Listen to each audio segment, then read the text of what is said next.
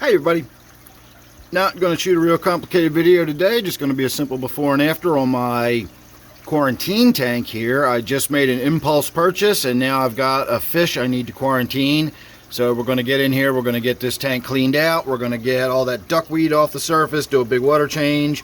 I'm going to remove a lot, not all, but a lot of that floating water sprite you can see there. So I will have water sprite available for sale. Mind you, it will probably have some duckweed tagging along, but I will do my best to get the duckweed separated from the water sprite. At any rate, we're going to get the tank cleaned up a little bit, and then we are going to put my new impulse fish in there. And so we will have a look at that fish and the tank cleaned up in just a moment here. So there's your before.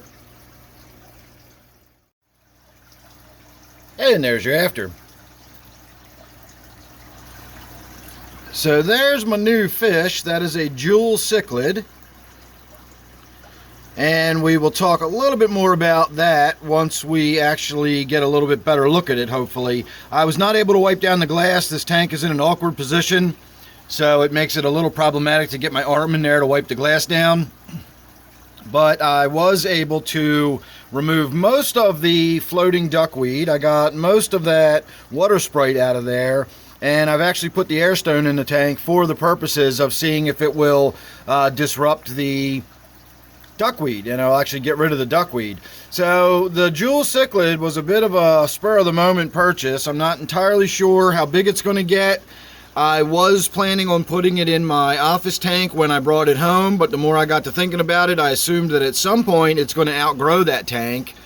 And so why bother to put it in the a tank that it's going to outgrow in a few months anyway. And so now I'm not 100% sure where I'm going to put it or what tank it's going to go in, but I'm thinking about my sort of, for the most part, we can call it an unused 40 breeder I've got. It does have fish in it and it does have plants in it, but it's just been kind of sitting there waiting for me to do something with it for a while. And this jewel cichlid might be just the thing to inspire me to get over there and do something with it.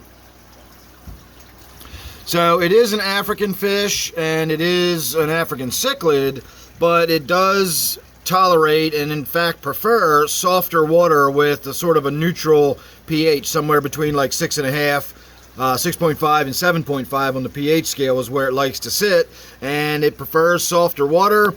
It doesn't get too big, but it can be aggressive, especially if it pairs off. It is a cichlid, so I kind of know what to expect with that.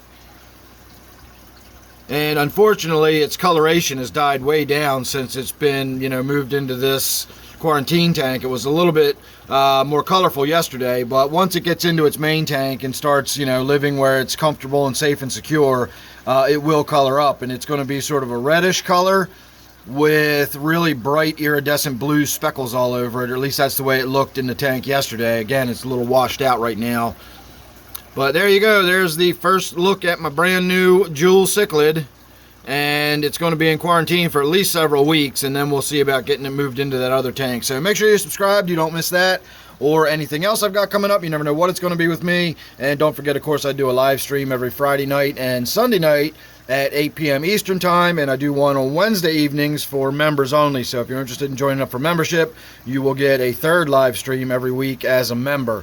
So make sure you subscribe, make sure you ring that bell. I'll see you real soon in the next one.